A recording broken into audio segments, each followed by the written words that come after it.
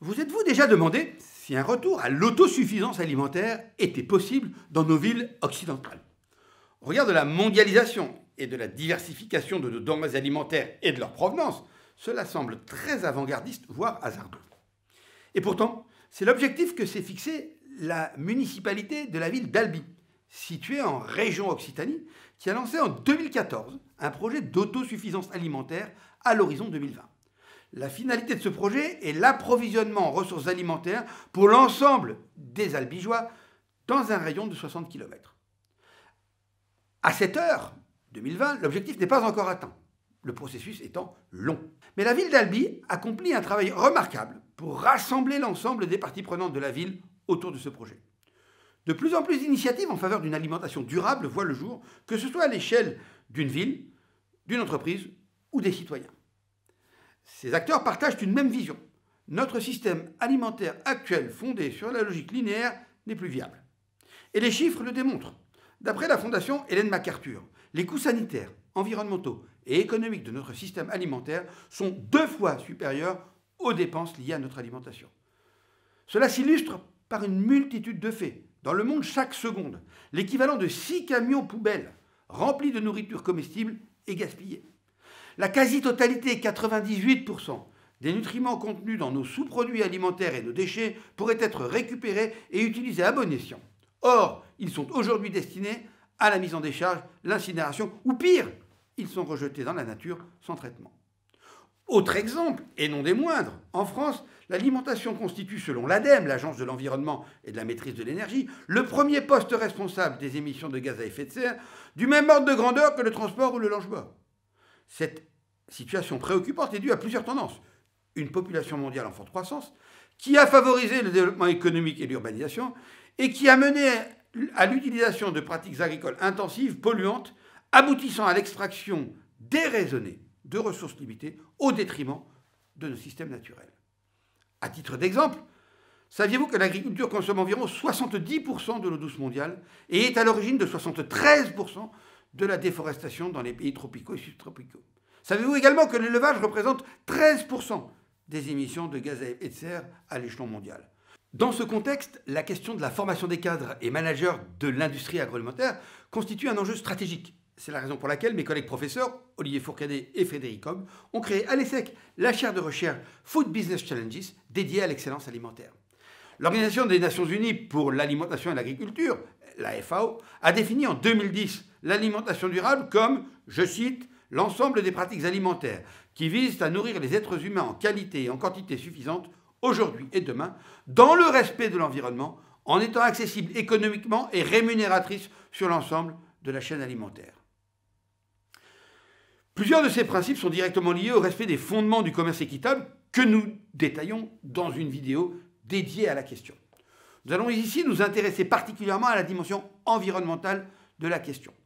Un point particulièrement important dans cette transition vers une alimentation et une agriculture durable est le rôle pivot joué par les villes, qui regroupent aujourd'hui la moitié de la population mondiale et près de 80% de la population dans les pays développés.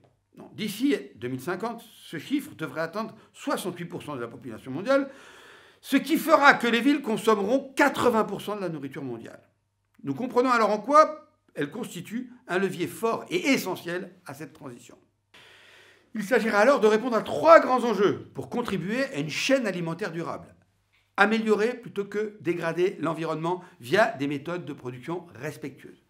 2. Éliminer le gaspillage alimentaire. Et 3. Faire évoluer les pratiques alimentaires, notamment du côté du consommateur. Mais alors comment y parvenir? Quelle organisation attendre des villes? 3 axes d'intervention se dégagent pour atteindre ces objectifs. Le premier concerne bien évidemment les méthodes de production et d'approvisionnement. Tout d'abord, il s'agit de développer des modèles de production alimentaire régénérateurs, c'est-à-dire capables de reconstruire et d'améliorer les écosystèmes tout en préservant la qualité de l'air et de l'eau. À titre d'exemple, l'agroécologie est une pratique agricole émergente qui consiste à réduire drastiquement l'utilisation d'intrants, notamment les pesticides, les engrais, les antibiotiques ou bien encore l'eau d'irrigation par exemple, et à utiliser au maximum la nature comme facteur de production dans le respect de ses capacités de renouvellement. L'agroécologie se décline en différentes méthodes, comme la permaculture, très souvent mise en œuvre au sein des villes en transition. Elle intègre l'ensemble des bonnes pratiques de l'agriculture biologique et de l'agroécologie, mais fait également notamment appel aux énergies renouvelables et ou à l'éco-construction.